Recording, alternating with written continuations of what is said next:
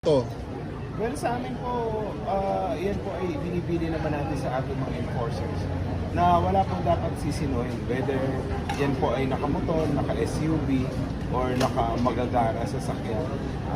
Pantay-pantay naman po yung application. Dahil yung pagbabawal po sa pagdaan sa bus carousel, lalong-lalo na.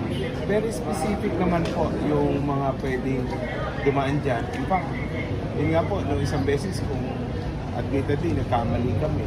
Marami pong mga buses na shuttle ng Iliada ay gumamit.